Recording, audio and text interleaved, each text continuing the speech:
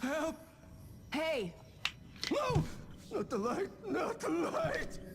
Hold on. I'm gonna find a way in there. Yeah, there's not a lot of combat. There's only a couple pieces of combat throughout most of the chapters. And really the end of the 4th chapter is when, like, the last, I guess, third of the 4th chapter is when combat is involved heavily. Let's see what we can see down here. Not really anything. Uh-oh. Oh, that voice is so creepy. Oh, hey. What? Oh, it's one of those things. I forget the name for them. The lighthouse. Sexy lighthouses. Oh, gosh. Every single time I record anything, I keep forgetting what I'm saying. That dude is messed up. Oh, shit. What could have done this? He is done with. Gosh, I don't remember. But, yeah, that voice is creepy, especially since Leslie was my old roommate in college the other semester.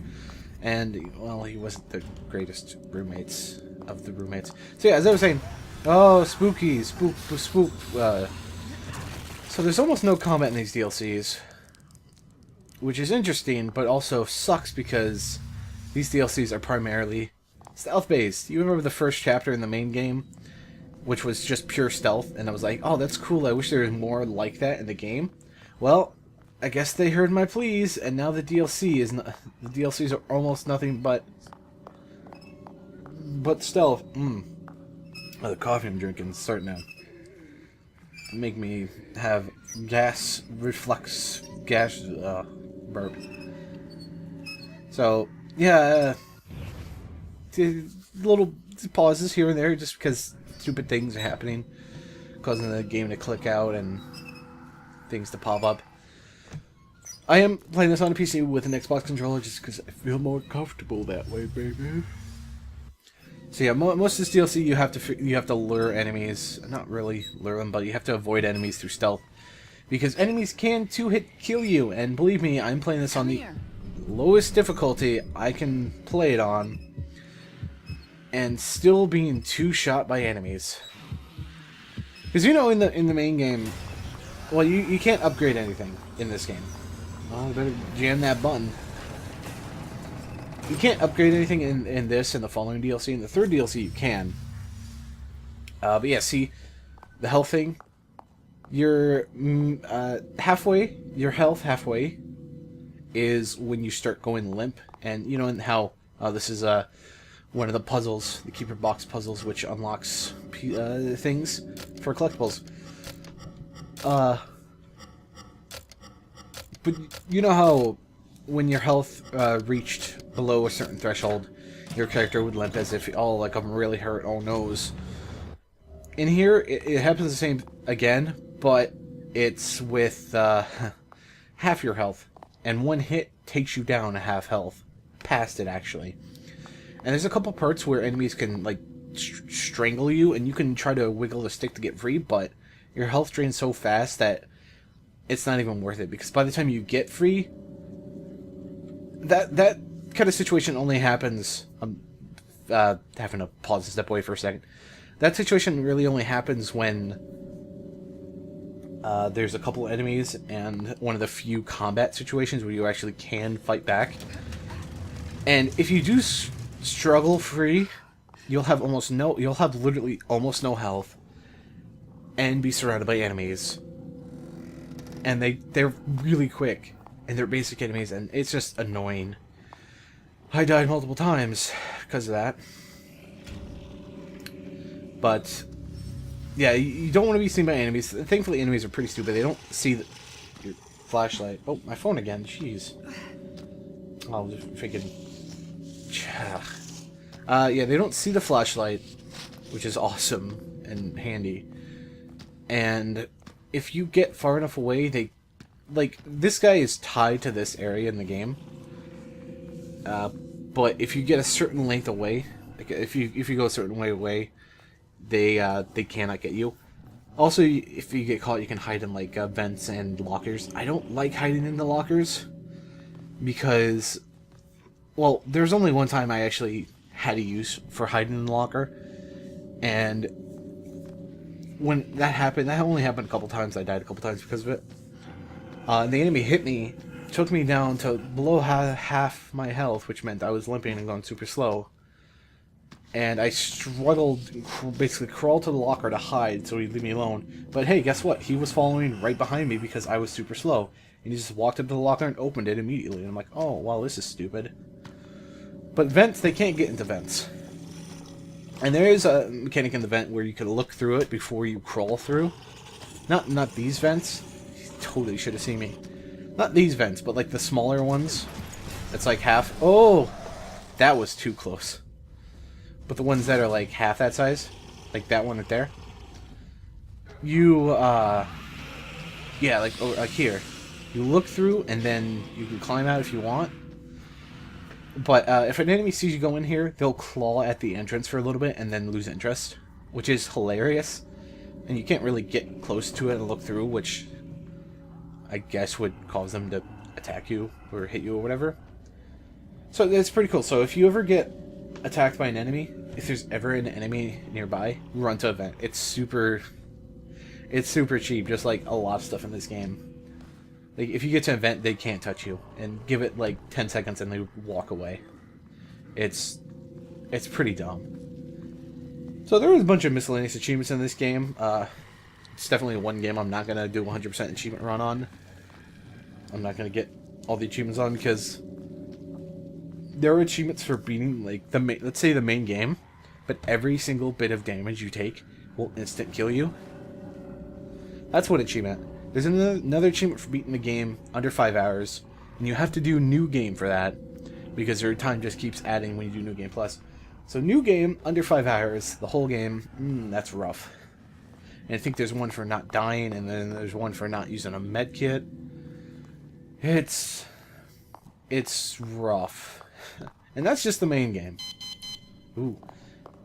I'm not even gonna bother. I'll get some of the miscellaneous achievements because why not? But it's not even bother. Like there's one collectible achievement that I'm not going to get because one of the collectibles is in an area that is there's an area later in the game that has infinite spawning enemies, but it's not like you have to fight them off for a certain amount of time. It's you have to get from point A to point B and not die, which I die a couple times. Surprise, surprise. 2 hits and you're dead. 1 hit and you're basically dead. I'm trying to fight the thought of saying something else. Yeah.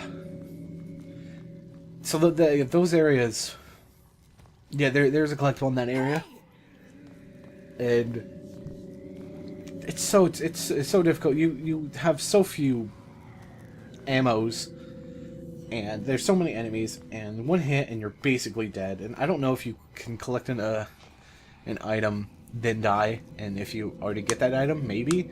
If that was the case, then I might get it. I might have gotten it, but it's just too difficult. Come here. But yeah, there's an achievement here we can get. There's a couple other places too, where you can call. Let's just lock them in here. Dead. Where I think, I know. I think you have to press the. I don't know, but we can get it later. It's where you call one room from the other. You call room A from room B, and the monster goes in a room A because of the noise, and then you lock the door, and it's called prank call or something. It's a neat little achievement, fun little achievement. I'll say how to get some of the side achievements when I can. Don't know why we can look out here. There's really nothing. Or is there? Yeah, I don't think there is. Ooh, yeah, okay. Maybe there is. So, ooh. So that's locked and not really gonna be a help to us. So once you get that key card, you want to immediately hide. Why? Well, you'll see here. Boom. You might have enough time to get to that vent, but oh no, the enemy, he might know. Oh, my savior, the sexy lighthouse. If you've ever seen John Carpenter's Thing, you know what that. You've seen something like that before. Oh, it's so happy, but it's not. So these things are... Oh, zoom in on that. So these things are Ruvik. Everything in here is... Well, most of the enemies, like those hollow dudes that just got killed there in front of us, are lost minds of people who were sent in the stem, which is where we are. That thing, though, and pretty much all the bosses, most of the bosses are a manifestation of Ruvik and something of his. That guy is basically Reuven's desire to search and find Leslie, which is why he keeps whispering, Leslie.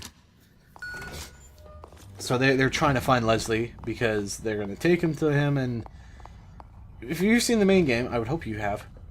Basically what happened in the main game is Reuben took over Leslie's body, wiped his mind and put his mind in his body, and escaped with him.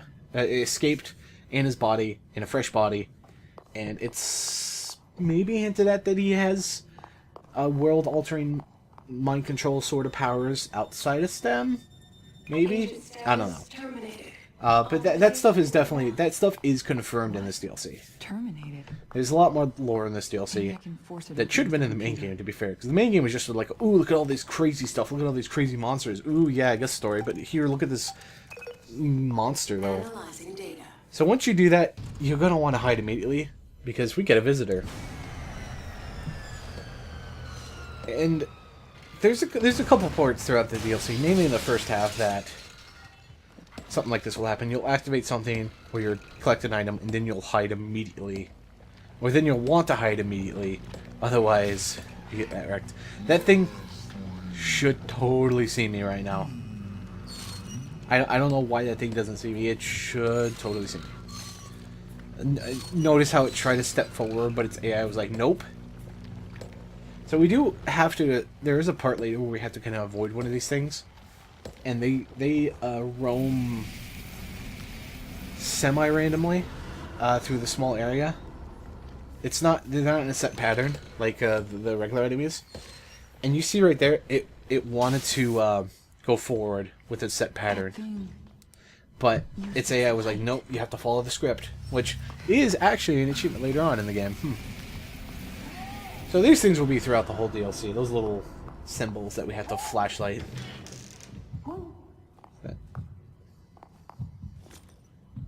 That looks familiar. Donuts. Donut. So that's in the main story. Technically, Kidman is in that little vat thing filled with water, but here we're going through her mind. The system is activated. You'll hear a high-pitched noise. Unbanned. We can't do anything to help. What's gonna happen to me? All I can say is that it'll be unsettling, but Leslie will be in there with you. You'll need to find her. This is from before. Leslie. Is he really here?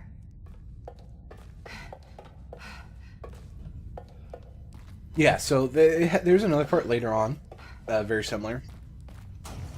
So that leads me to think that they should have squished these DLCs, maybe cut some corners, made it maybe 3 chapters, Leslie is here. and put it all in one I gotta DLC get to him before anything for else Kidman, does.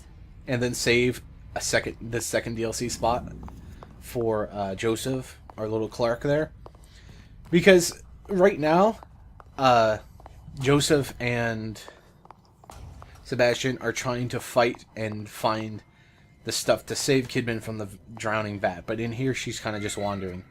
Little cute kitty cat. Yeah. Just make a couple saves. Oh no, the enemy. What are we going to do?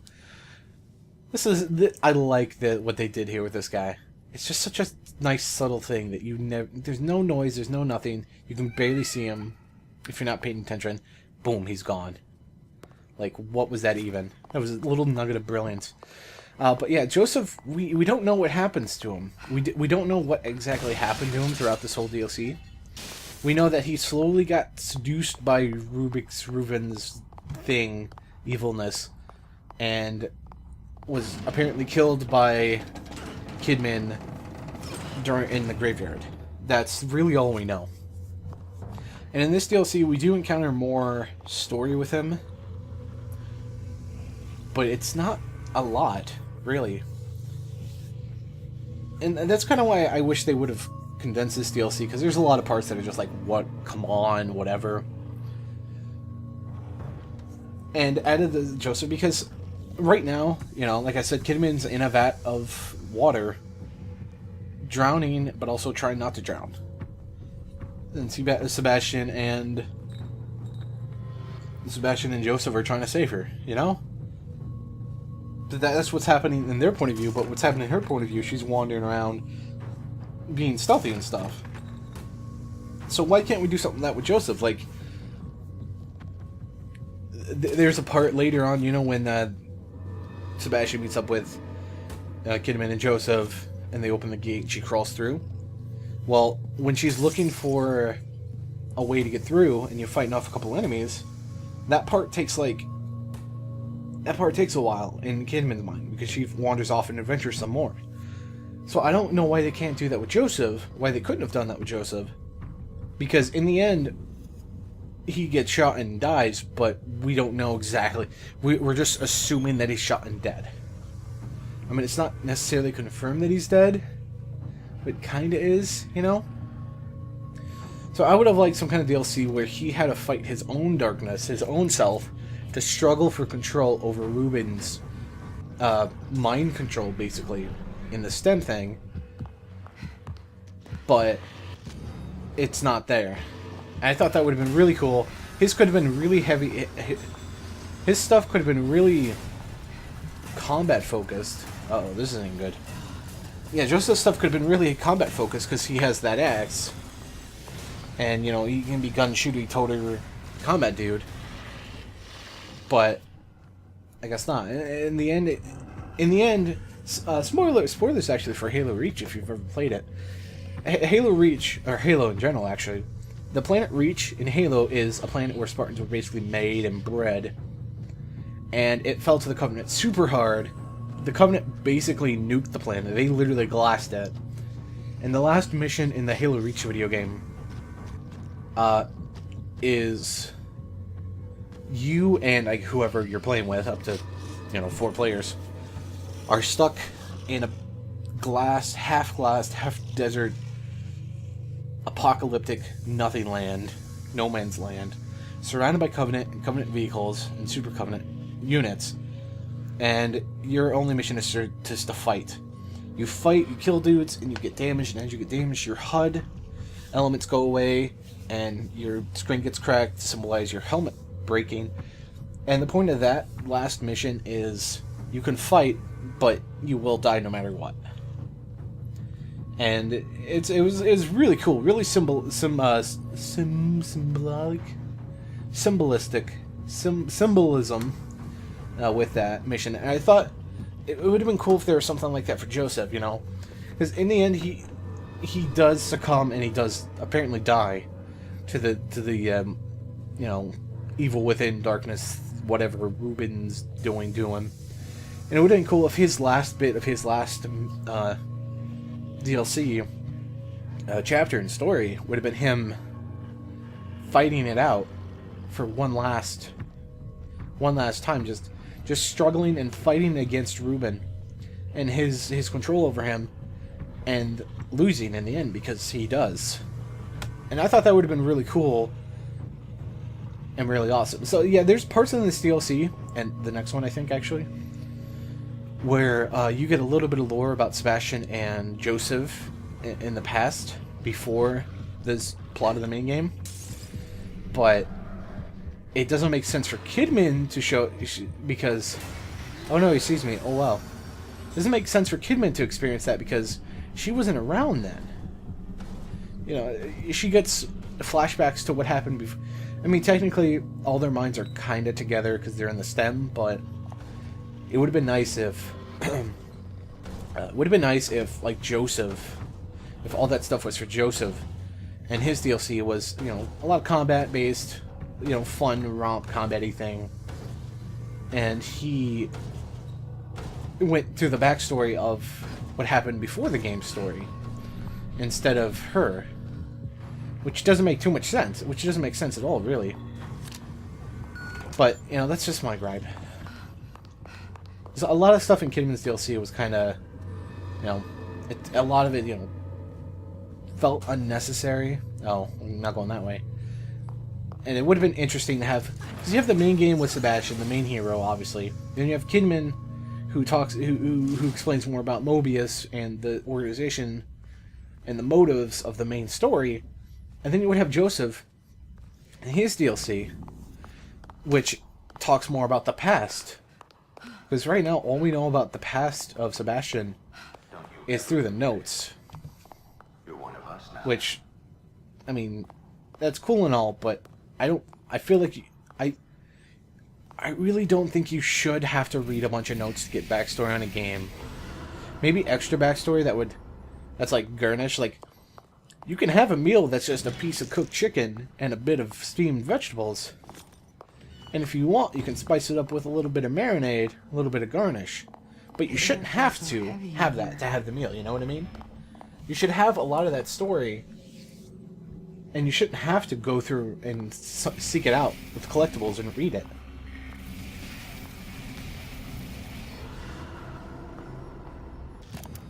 After months of secrets, subterfuge, and indoctrination, they brought me into their fold. This place is elaborate, to say the least. Despite the modernistic visage, the research they have been doing here seems to date back to over a century ago. This place has history, and from what I can grasp, this facility is only one branch of many. Institutions, powerful families, their reach seems grand, and therefore the possibilities for me seem equally as rich. Clearly, my own unique methods at Beacon have piqued their interest, and I am most grateful for the opportunity. Most of what the researchers have been working on, however, seems archaic by today's standards. They told me budget is of no concern. Results are the only thing that matter. Juggling duties here and at the hospital seems manageable, but Reuben, comparatively insignificant, but even at his young age, his studies are remarkable. Perhaps one day he will even assist me with my work here.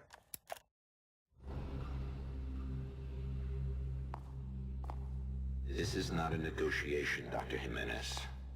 We're expected to reach a solution, hence the founding of this facility. I understand that, and I appreciate the time you've given me. Time has a limit, and we're approaching that point. If you've outspent your usefulness, we will need to find someone more suitable. Let's not be so hasty. I've done tests with our visual diagnosis, and there is something I must speak to you about. Please, come with me. The projector is in the next room.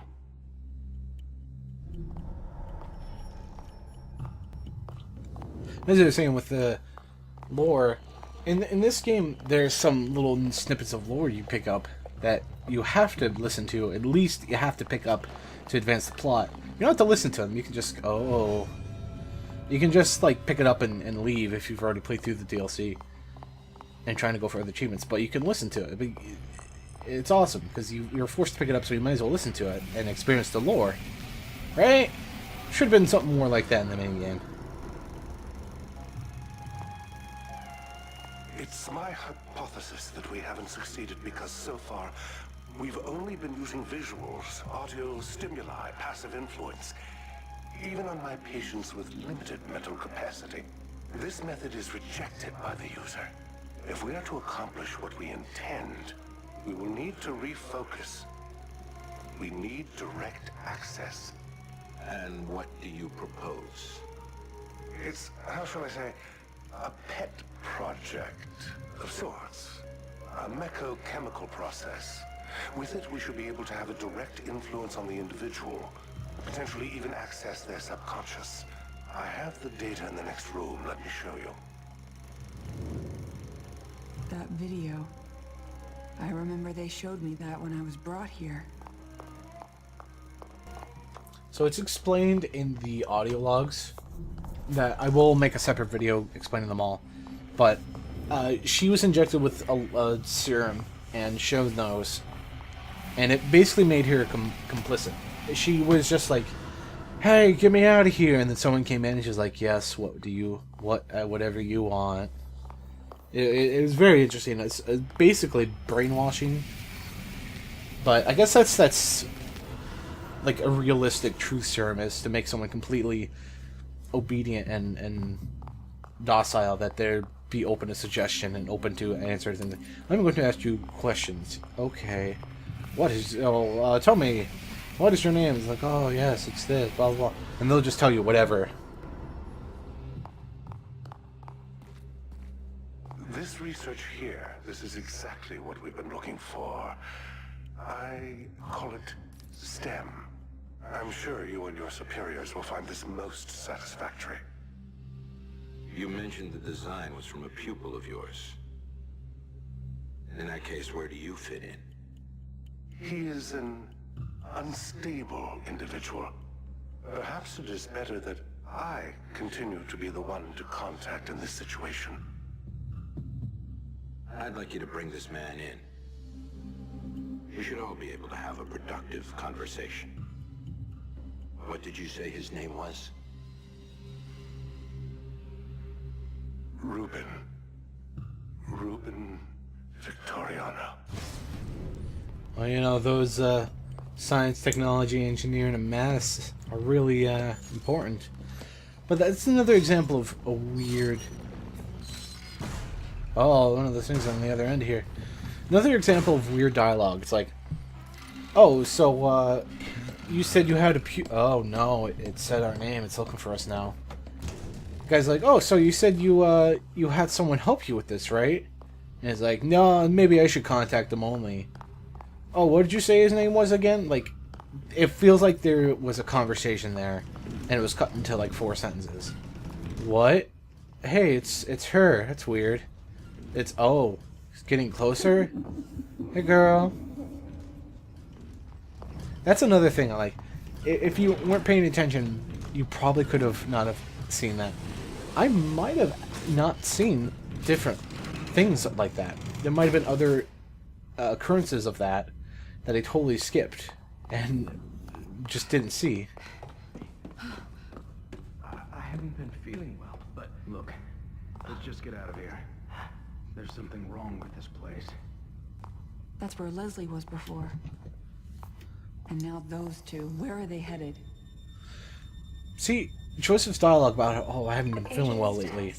He hasn't been feeling well since he's entered the STEM because Ruben has been trying to take over his mind. I feel like that would have been really cool to see that. To see him at certain points just be thrown into like a combat arena and forced to fight for his sanity.